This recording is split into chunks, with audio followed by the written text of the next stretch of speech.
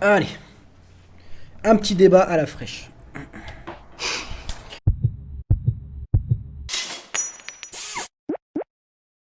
Salut à tous et bienvenue dans ce nouvel épisode de débat entre motards. J'ai le plaisir d'accueillir Lunaris, qui a une chaîne YouTube que je n'apprécie pas spécialement, je vous invite pas à aller la voir. Mandy, qui est co-présentateur des débats entre motards, toujours un plaisir de la voir. Et de nouveau, Raoul et Julien de Motard, qui apprécient les débats. Donc Raoul, si tu pouvais faire un petit geste de la main, qu'on voit qui tu es, juste ici. Et Julien, hein, alias Léon. Alors, aujourd'hui, on va pouvoir parler un petit peu des road rage. Alors, les road rage, c'est quelque chose de très courant sur YouTube, peut-être même trop, on en voit énormément. Et moi, j'aimerais bien déjà qu'on revienne un petit peu à la base.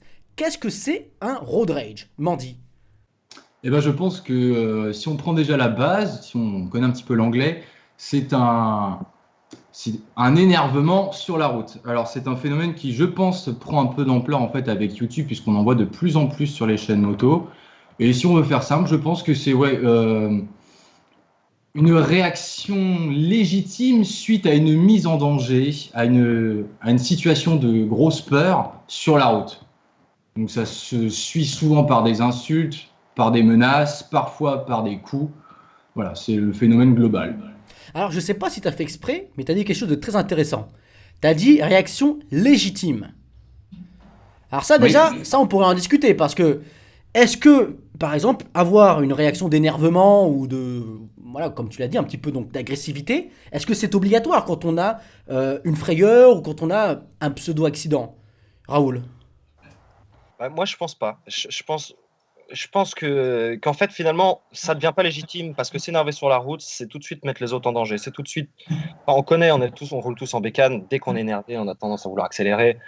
On a tendance même à rattraper l'autre mec. Je me rappelle même d'une vidéo que tu avais fait, Motovlog France, là-dessus, avec le mec, l'américain, qui doublait tout le monde comme un ouf, tout ça pour dire à l'autre que c'était un con.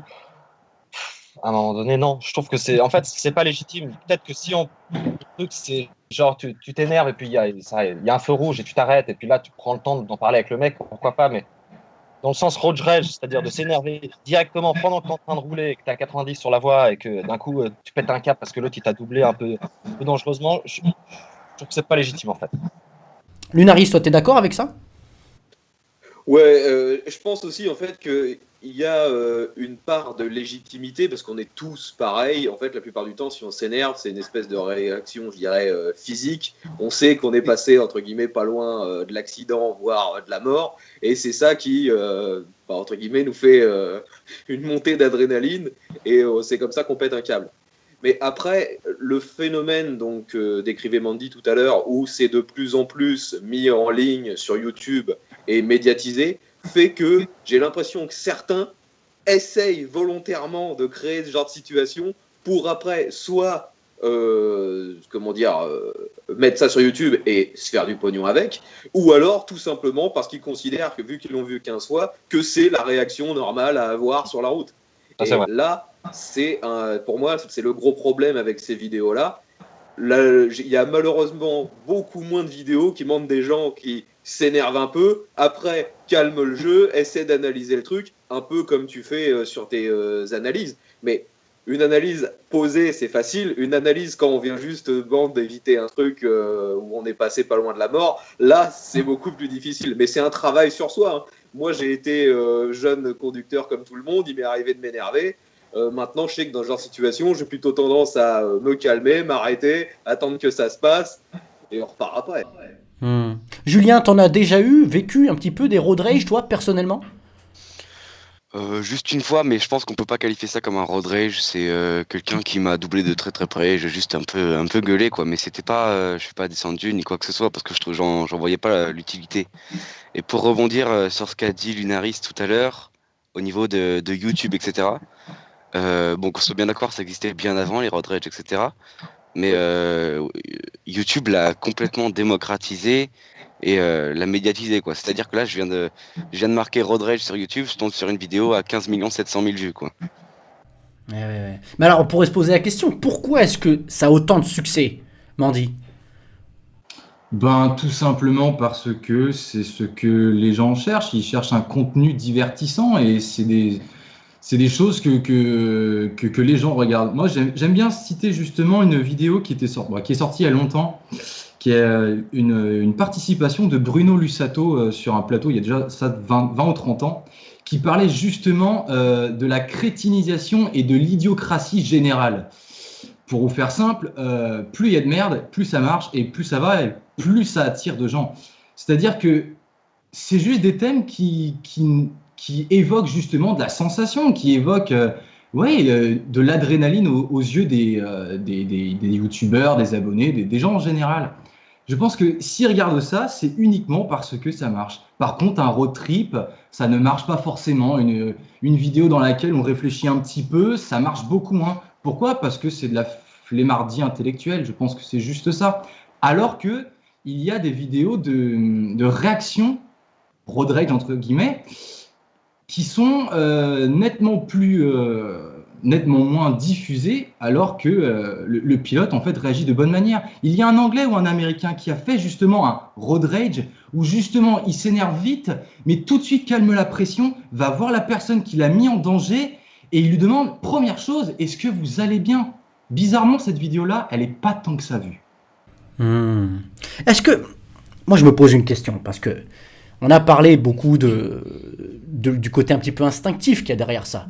On a été mis en danger, tout de suite, il y a nos instincts qui remontent, on s'est senti en danger, donc on s'énerve, on a l'impression de vouloir un petit peu réagir, quelque part. C'est une forme de réaction, tu vois, c'est une réaction, c'est pas forcément contrôlé.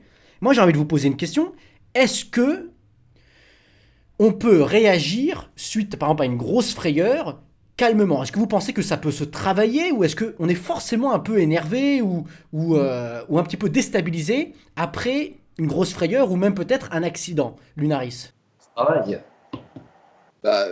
Oui, comme je l'ai dit, il y a une part de réflexe, d'instinct, donc cette part-là, on n'arrivera pas ou très très difficilement à la diminuer. Mais après, le fait, d'essayer volontairement de faire redescendre la pression, ça oui, ça se travaille, quoi. Ouais. Si on est à l'inverse à essayer de rentrer tout de suite dans le conflit, c'est sûr, on veut rentrer dans le conflit, c'est ce qu'on va avoir, hein. Et si on tombe sur quelqu'un qui est dans le même délire en face, on fait exactement tout ce que les gens sur YouTube veulent voir, des mecs qui se fight. Et c'est pas pour rien que les sports de combat à la base sont populaires, hein. Les gens veulent voir d'autres personnes se frapper, quoi. C'est con, mais c'est comme ça. Ce qui marche le mieux sur Internet, hein, tu vois un mec qui se pète la gueule sur une plaque de verglas, tout le monde est mort de rire. Tu vois deux ivrognes qui se pètent la gueule l'un l'autre sur la route, tout le monde regarde. C'est la même chose. C'est humain, ouais. Raoul, tu étais d'accord avec ça? Oui, c'est vrai. Après, moi, je voudrais rebondir sur le fait du comportement. Je pense que pour être un bon pilote, un automobiliste ou quoi que ce soit, l'important, c'est de savoir garder son sang-froid et d'avoir la tête sur les épaules. À partir du moment où tu t'énerves parce que le mec il t'a doublé comme ça ou quoi, c'est que déjà tu es à l'ouest, quoi. C'est que toi-même déjà t'es fini. T'es plus un bon pilote. T'es plus le mec qui arrive à garder son sang-froid et qui peut gérer une situation. Tout simplement, parce que tu peux voir les choses sous un autre angle, mais Mais est-ce qu'il n'y a pas quelque chose peut-être à en tirer de ça? Je sais pas. Moi, je sais que par exemple, il y en a certains qui, après avoir eu, par exemple, un refus de priorité, se disent qu'ils vont aller, entre guillemets, apprendre quelque chose à la personne en face. Ils vont aller la voir, ils vont dire, voilà, je vais lui mettre un coup de pression, entre guillemets, et j'espère que voilà, ça va la faire changer. Julien, je voyais que tu voulais réagir. Non, pardon, Ouais, excuse-moi. oui. Pardon, Raoul, excuse-moi. Raoul, ouais. t'avais levé la main. Moi, je pense que la personne qui doit changer, c'est le pilote en question. Je veux dire, c'est que par exemple, un refus de priorité, c'est classique.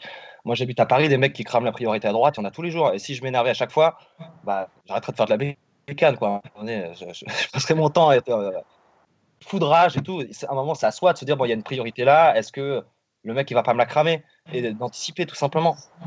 Julien. Ouais, au niveau de la priorité, je pense qu'il faut un peu dédramatiser ça, quoi. C'est pas la première fois ni la dernière fois qu'on vous grillera la priorité. Donc, bon, après, si vraiment le gars a failli vous rentrer dedans, etc., je pense que le mieux à faire, c'est, si on avait vraiment eu peur, s'arrêter sur le côté, souffler un coup, puis repartir, quoi. Parce que franchement, s'énerver, ça mène à rien, à part se foutre les nerfs en l'air, et puis on peut même s'attirer des problèmes physiques après si on se bat avec la personne, quoi. Mandy. En fait, pourquoi est-ce qu'on devrait garder son sang-froid et ne pas s'énerver? Il y a déjà une première chose, c'est qu'il faut éviter le suraccident. S'il y en a eu un ou qu'il y a failli en avoir un et qu'on s'arrête en plein milieu de la route, d'un rond-point au milieu de la route dans la ville ou sur les trottoirs, on fait chier le monde. Des gens ne vont pas forcément savoir qu'on est arrêté et qu'on est en train de se mettre sur la gueule, donc on risque de nous rentrer dedans. On met en danger encore plus de monde que soi-même, alors qu'on a justement commencé à s'énerver parce qu'on a été mis en danger. Donc non seulement ça n'a aucun sens, et en plus de ça, on n'avance pas. On n'avance absolument pas. Il faut se calmer et mettre un petit coup de pression. Pourquoi? Parce qu'il faut quand même faire comprendre à la personne d'en face qu'elle a fait une connerie, qu'elle a failli créer un accident. Il ne faut pas qu'elle parte sans qu'elle n'ait pas eu connaissance de ça. Maintenant, il faut très vite se calmer parce que peut-être qu'elle aussi a eu peur. Ça arrive de faire des bêtises. On a tous failli renverser quelqu'un. On n'a jamais voulu faire exprès. Elle aussi, elle a eu peur. Donc si les deux ont eu peur, déjà prendre 5 minutes et se mettre sur le côté pour se calmer, c'est déjà une bonne chose de faite. On évite un suraccident et surtout, on passe à l'analyse. On voit un petit peu ce qui s'est passé. Mais déjà, moi, je trouve qu'il y a quand même une certaine forme de parti pris dans ce que tu as dit, Mandy, parce que tu as sous-entendu, enfin non, tu ne m'as même pas sous-entendu, tu l'as clairement dit, qu'il fallait pas laisser passer, qu'il fallait pas que la personne en face parte sans s'être rendu compte que peut-être elle avait fait une erreur, etc. D'accord? Est-ce que déjà peut-être Lunariste est d'accord avec ça? Est-ce que tu penses qu'il faut systématiquement au moins faire remarquer à la personne qui a fait une erreur qu'elle en a fait une ou en fait on s'en fout? Bah, pour moi, c'est pas systématique. Ce qu'il faut quand on est dans ce genre de situation, déjà prendre le temps d'analyser, voir qui a vraiment fait l'erreur, ou voir s'il n'y a pas tout simplement tout le monde qui a fait une erreur, ce qui est aussi très fréquent. Hein. C'est facile de mettre la faute sur autrui. Voilà, les accidents sont rarement à cause d'un seul truc. Mais avant de vouloir donner des leçons, voilà, déjà essayer d'évaluer si on n'a pas déjà fait une connerie ou si on n'aurait pas pu anticiper le truc à l'avance. Mais avant de donner des leçons, déjà être bien sûr de ce qu'on va raconter, parce qu'il y en a aussi qui n'hésitent pas à donner des leçons alors qu'ils racontent totalement de la merde. Et surtout, essayer de voir le comportement de l'autre, voir si la personne s'est peut-être déjà aperçue de son erreur. Et là, ça ne sert à rien de lui gueuler dessus. Si on voit par contre que c'est quelqu'un qui a volontairement fait une connerie, là, ouais, il y a des raisons de gueuler. Mais il faut se méfier aussi de ces gens-là parce que c'est ceux qui partent le plus souvent en road rage, à vouloir vous taper. Pour rien, en plus. C'est exactement là-dessus que j'aimerais revoir. Peut-être Raoul, tu as quelque chose à dire là-dessus? Tu es peut-être plutôt d'accord avec ça ou pas? Je vois très bien la situation et on voit tous, enfin, je sais pas si ça vous est déjà arrivé, moi je fais partie d'un groupe, on passe notre temps en tournée sur la route dans un van et donc des kilomètres on en bouffe sur l'autoroute et je vois très bien la situation d'un coup le chauffeur il a oublié de mettre son clignon, un truc, et puis tu te retrouves avec un mec à côté qui est fou furieux, qui te regarde en te faisant des doigts et en essayant de te serrer. Bon ouais, là, à ce moment-là, oui, d'accord, c'est rage et le mec il mérite bien de se prendre une bonne baffe, mais pour moi, c'est pas ça. Enfin, là, c'est carrément juste un gros débile qui est juste con, quoi, et qui a envie de se frite. Mais dans le sens du road rage, où pour moi, c'est le truc d'une inattention. Et puis, le mec, il est là, il a cramé la priorité, comme on disait tout à l'heure. Et puis, tu t'énerves comme un ouf parce que le mec, il t'a pas fait attention à toi. Ouais, voilà. Julien? Pour rebondir à ce qu'on a dit tout à l'heure, qu'il fallait faire remarquer à l'automobiliste ou à l'autre ou au motard son erreur. Je pense que juste, faut pas juste le suivre, etc. Juste s'il nous voit, il apprend de son erreur. Il se dit merde, j'ai failli le renverser, etc. Mais je pense pas qu'il faut extrapoliser comme ça et aller le voir pour l'engueuler, quoi. Ah oui. On va jouer à un petit jeu de mise en situation. Je vais vous donner une situation, entre guillemets, potentiellement dangereuse, sujette à un road rage, et vous allez me dire comment vous réagiriez dans cette situation. On va commencer par Mandy, tiens. Mandy, tu roules tranquillement, tu respectes les limitations de vitesse, il y a un stop plus loin, d'accord? C'est une dame qui est à ce stop. Elle te grille le stop. Tu la frôles de ça. Tu fais quoi? Parce que ça m'est déjà arrivé, je le dis tout de suite, je me mets sur le côté et je me calme parce que j'ai eu peur, hein, c'est comme ça. Qu'est-ce que je me dis ensuite? Je me dis, bon, elle m'a grillé ma priorité, ok, mais encore une fois, j'aurais encore pu anticiper. Ça, c'est une chose. Ensuite, j'essaye de lui faire signe pour qu'elle puisse se mettre sur le côté, que je puisse lui faire part de ma frayeur et qu'on puisse ne serait-ce qu'en parler, juste faire un débrief et savoir si elle n'a pas eu peur et si, voilà, elle n'a pas juste... si elle a fait exprès ou pas exprès, voilà, c'est tout, c'est rien de plus. D'accord. Mais et comment, enfin, t'as dit, j'aurais peut-être pu anticiper plus. On peut vraiment anticiper quelqu'un qui va nous griller la priorité, par exemple à un stop? Bah, pour la simple et bonne raison que c'est pas parce qu'on a un stop qu'à côté, on va pas nous faire une connerie. C'est comme les priorités à droite. Le code de la route nous donne la priorité aux véhicules à droite, mais peut-être qu'on va pas vous la donner. C'est pas obligatoire. Le code de la route, c'est un cadre. En aucun cas, il prévoit les réactions des gens. En aucun cas. Donc, il faut savoir anticiper parce que peut-être que la personne ne vous laissera pas votre priorité. Moi, j'aimerais bien avoir l'avis de Lunaris là-dessus, vu que Lunaris est moniteur moto-école. T'en penses quoi de ce que vient de dire Mandy par rapport à la priorité, tout ça? Sur le fait que pratiquement tout est anticipable, oui, je suis d'accord. Mais je dis bien pratiquement. Pratiquement, il y a toujours une nuance. On peut toujours tomber sur le truc qui était totalement imprévisible et là, Évidemment. malheureusement, c'est le sort.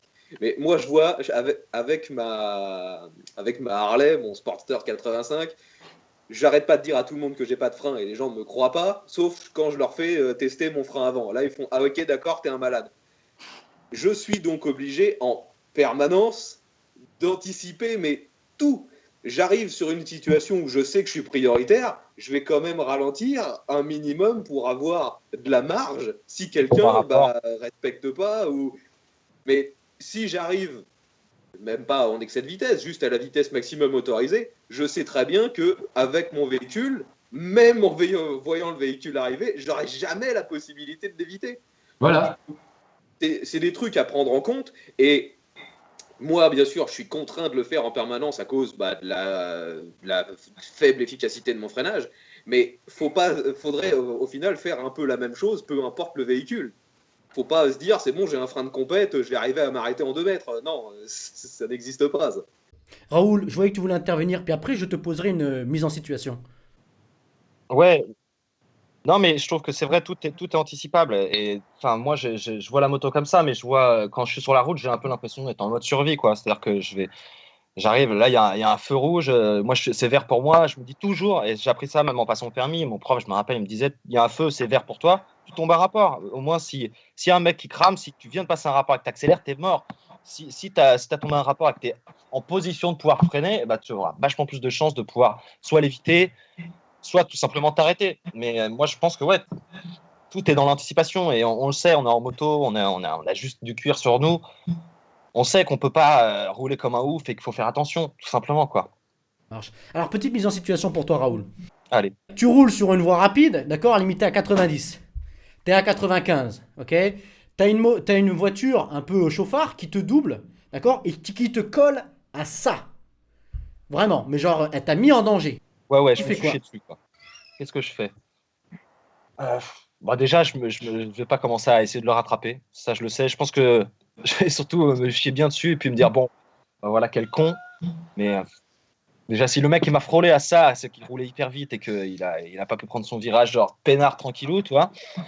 Donc non, je vais pas tomber un rapport pour le rattraper comme un fou. Je crois que je vais laisser courir. De toute façon, ça change rien. Le mec qui passe comme ça, qui roule comme un malade, c'est pas un mec qui va lui dire, oh putain, t'as fait me buter. Ça va pas lui changer sa life, ça va pas lui changer la façon de voir sa vie et de conduire. Enfin, je pense pas. Sinon, le mec ne ferait déjà pas ça, tout simplement. Ça marche. Petite maintenant mise en situation pour toi, Julien. Donc, toi, tu es en train de rouler, d'accord? Tu es en ville, c'est limité à 50. Tu roules à 50, t'es pas en excès de vitesse, d'accord? Le feu est vert pour toi, mais à un passage piéton, il y a un piéton qui est en train de doubler, il te force un petit peu à piler, à l'éviter. Tu fais quoi? Forcément, je m'arrête si je peux. Sinon, évitement. Mais forcément, je m'arrête et puis je lui pose la question pourquoi il a fait ça. S'il est ouvert au discours. Après, s'il n'est pas ouvert, bon, tant pis. Enfin, forcément, je suis énervé.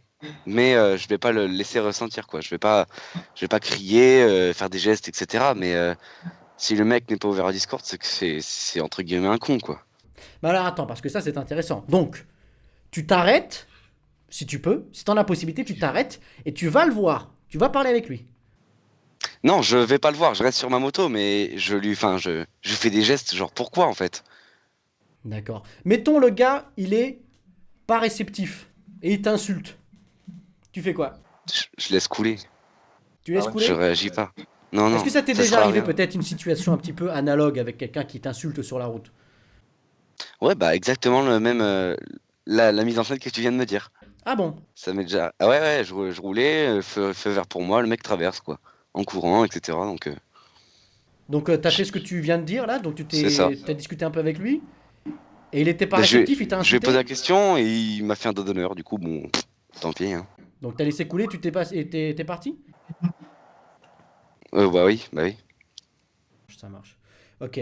Bon bah voilà, bah, je pense qu'on a quand même pas mal fait le tour. Je vois que mine de rien, il y a pas vraiment de consensus en fait, parce que même si on a quand même été tous plus ou moins d'accord sur le fait il fallait garder au maximum son calme sur la route, qu'il y avait presque tout qui était anticipable, ou du moins beaucoup plus que certains pourraient le croire, que ça vaut pas forcément toujours le coup d'aller faire la remarque à quelqu'un, surtout si on trouve quelqu'un qui est pas forcément réceptif à ça.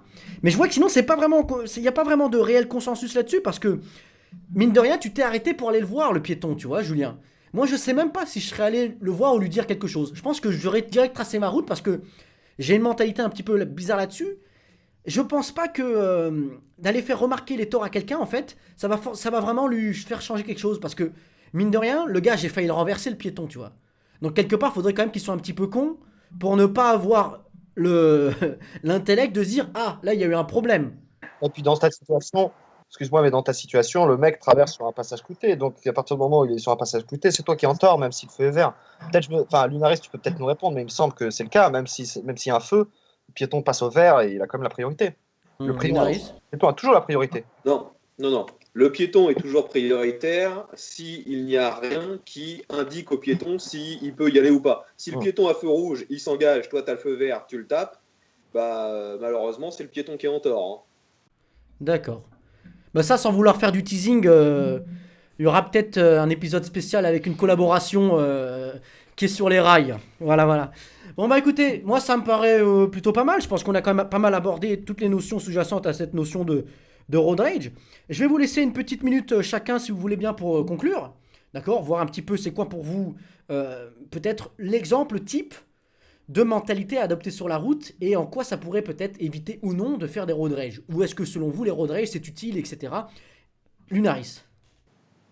Bah, moi je reviens encore sur l'anticipation. Hein. C'est surtout éviter de se retrouver dans des situations qui pourraient amener au road rage. Quoi. Et si on tombe sur quelqu'un qu'on voit en train de péter un câble, déjà se demander qu'est-ce qui s'est passé, essayer de, même parfois si on n'a pas compris la situation, de faire un petit signe gentil, on s'excuse si jamais c'est nous qui avons fait une erreur, ou si on n'a pas vu vraiment ce qui s'est passé, et on laisse couler le truc. Et si le mec il se met à gueuler, si c'est nous qui avons fait une connerie ou si on sait pas trop, on s'excuse et puis c'est pas grave. Et si c'est quelqu'un d'autre qui a fait une connerie, pareil, si on voit que c'est quelqu'un qui s'en veut déjà, qui est en train de faire signe, il n'y a rien à dire. Mais si c'est un con qui veut rien savoir, il n'y a pas grand chose à lui dire non plus. Lui, il faut le laisser dans son monde de débile. Raoul. Bah, moi, pour rebondir là-dessus, puis j'imagine que de toute façon, on a tous fait des erreurs, on a tous déjà cramé la priorité de quelqu'un sans s'en rendre compte. Enfin, je veux dire, faut accepter quoi. C'est la vie, c'est le facteur humain. Tu peux pas, on n'est pas des robots, donc voilà, tout simplement. Je suis complètement d'accord avec Lunaris, c'est l'anticipation. Voilà, c'est tout ce que je pourrais dire comme conclusion, c'est anticiper les gars. Julien. Ouais, pareil, du même avis, mais laissez couler, les gars. Enfin, je veux dire, c'est pas parce qu'un mec vous a grillé la priorité qu'il faut aller lui mettre des coups de casse, quoi. Il faut pas réagir rapidement comme ça. Et dites-vous que vous vous mettez en danger et vous mettez les autres en danger quand vous faites ça. Vidéo exemple, je sais pas si vous avez vu la vidéo où Wallan il tombe. Il est tombé justement en engueulant un piéton qui était passé au feu. Non, moi je l'ai pas vu cette vidéo là. Et il s'est pris la voiture de devant. Du coup, voilà, une bonne preuve. Et ouais, il faut être. Si un mec vous grille la priorité, enfin, soyez cool, quoi. Parce que j'ai vu une vidéo aussi d'un Américain, on lui grille la priorité, il a failli tomber, il arrive en gueulant sur la voiture. Le mec s'excuse, et il est très très gentil. Et le motard se calme directement, quoi. Il n'y a pas besoin de se taper sur la gueule, quoi. Mandy. Ouais, je suis d'accord avec ce qui a été dit précédemment. Maintenant, si on applique la chose au monde motard, faut pas oublier une chose, pour ceux qui s'équipent, aller voir quelqu'un suite à un risque d'accident ou à un accident quand on est blindé comme des motards avec un casque, avec une visière noire, chromée, le cuir et tout, c'est impressionnant. Vous faites peur. C'est bête de dire ça, mais on fait peur aux gens quand on arrive comme ça, ils nous voient même pas le visage, ils savent même pas quelle réaction on a eu. Là, on arrive comme ça et puis bim, t'as failli m'éclater. Non, non, il faut, voilà, si vous pouvez enlever au moins votre casque, allez les voir gentiment, un petit sourire, vous dites bien que voilà, ça va, c'est bon. Hein. Alors, je vais juste prendre de vos nouvelles, voir si vous n'avez pas eu peur. Vous m'avez fait peur. Qu'est-ce qui s'est passé? Allez, on s'explique, on se calme. Voilà. Mais faites bien gaffe à ça, quoi. On a l'air de gros Terminator quand on se met sur le côté. Et allez, bien, ça fait peur, quoi. Faut garder son sang-froid et tout ira très très bien. Ça marche. Et je moi peux aussi, je rajouter vais me permettre. juste un truc Oui. sur ce que disait Mandy. Et c'est clair aussi qu'il y a un truc que je vois parfois dans les road raids sur YouTube et que je suis toujours trouvé complètement con. C'est le mec, il est en moto, il commence à engueuler un automobiliste. L'automobiliste est aussi con que le motard, il se met à gueuler encore plus. Ça s'envenime, les mecs sont pas descendus. Hein. Et le gars, il commence course-poursuite avec une voiture tout en sachant qu'au moindre choc, lui, il est mort. Et que la voiture, elle aura rien. C'est du Les mecs suicide. sont juste débiles. Typiquement, la vidéo qu'il y avait que tu avais mis. Ouais, l'épisode sur le road rage, ouais. Ah, celui-là, ouais. Ah ouais. Ouais, le mec avait fait une course-poursuite de fou. Il s'est mis genre à peu près 30 fois plus en danger en suivant la voiture que ce qu'il avait de base mis en colère à la base, quoi. Eh oui. L'étincelle, quoi. Donc c'est complètement con. Quoi.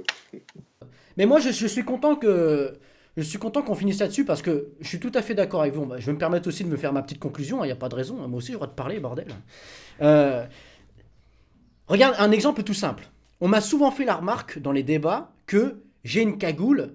Ça fait bizarre, ça fait un peu peur. Les mecs, ils disent oui, alors t'as l'air d'un Corse, t'as l'air d'un terroriste, etc. Et là, je suis sur une vidéo YouTube cagoulé avec, regardez, il y a 3 gars au-dessus de vous, ils sont pas cagoulés, on est en train de discuter de façon calme et posée. Et pourtant, les mecs, ils sont là, ils sont un petit peu, entre guillemets, intimidés. Imaginez maintenant dans la vraie vie, un mec, il est là, il a un cache de fou, il a une combi en cuir avec des protections, des gants avec, on dirait, des points américains. Il est là, il est agressif, il est vénère, on voit pas ses yeux. Vous voyez un petit peu l'idée, c'est on est grave intimidant. Et moi, je vous cache pas que personnellement, je pense que les motards, ce sont l'élite des conducteurs. Je pense que la plupart des motards, nous sommes parmi les gens qui conduisent le mieux. Déjà parce que souvent, on a une compétence qui vient du fait qu'on ait déjà conduit plusieurs types de véhicules, la voiture souvent et la moto.